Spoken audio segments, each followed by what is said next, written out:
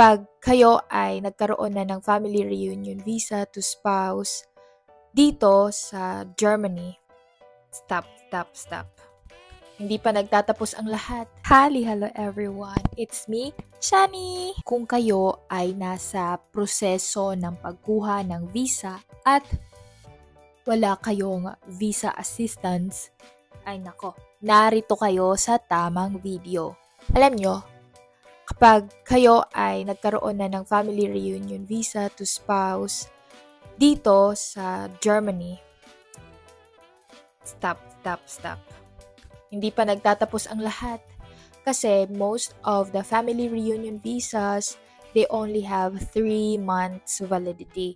So, kung akala ninyo ay okay na, nagkakamali po kayo. Kailangan nyo pong magkaroon ng residence permit. At kapag hindi pa kayo nakakuha ng residence permit at na-expire na ang inyong family reunion visa, ay nako, may mga cases naman na pwedeng ma-extend pero mas mabuti nang alam nyo as early as now na ganito pala ang mga proseso. Ganito pala ang mga papel na dapat ninyong ipasa. Handa na ba kayo? Let's go! Hello. Narito ang mga requirements upang makuha ninyo ang inyong residence permit. Una, kailangan nila ng inyong visa. Kasi imposible naman po na bigyan nila kayo ng residence permit when in the first place, wala pa po tayong visa. So, first, secure your visa. Second, kailangan po nila ang inyong marriage certificate. Marriage certificate po kapag you are joining your spouse at birth certificate naman po if you are joining your child. Next naman po ay ang inyong information on finances.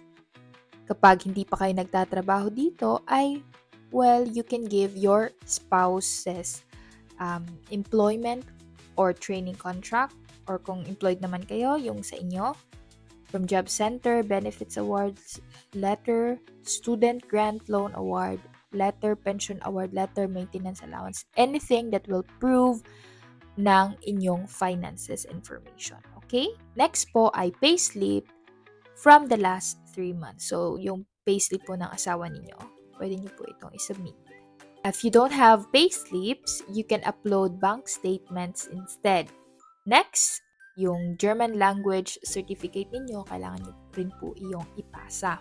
Next, we have certification of health insurance. Later on po, may ibabahagi po akong tips para nang sa ganun ay mapadali nyo po ito kasi sa case namin, hindi po namin na-foresee kaya medyo natagalan. As of now po, until now, I still don't have my residence permit but it's okay because I still have enough time kasi longer time naman po yung nasa visa ko. Next po ay yung rent amount.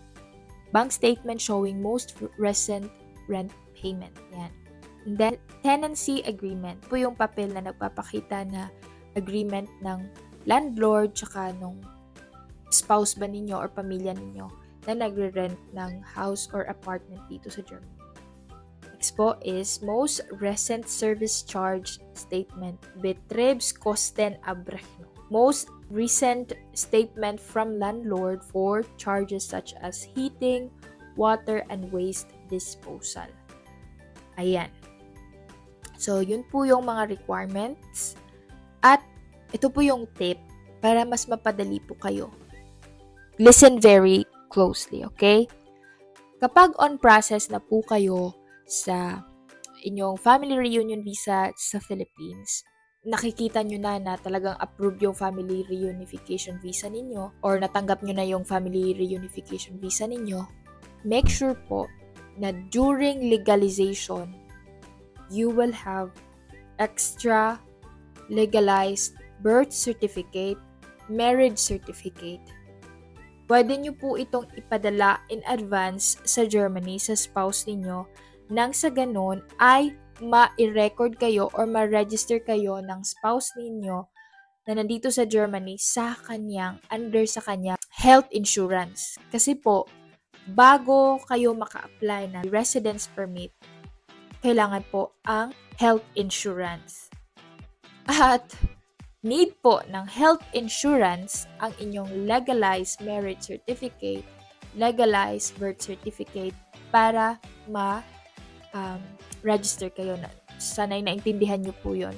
Medyo matagal po kasi, siguro sa ibang mga health insurance madali lang, pero sa case namin doon kami natagalan kasi we didn't have any idea na ganito pala yung process, ganito pala yung technique para mas mapadali. I hope hindi kayo magkalito-lito sa mga pinagsasabi ko ngayon. At kapag nakompleto nyo na po ang lahat ng requirements na ito, ay isasubmit nyo po ito sa inyong respective Ausländerbehörde. Sa case po namin, online lang po namin ipinasa. As of now, we did not receive any updates yet kasi bawal magtanong always, mag-follow up. Kaya antay-antay lang talaga. Ayan.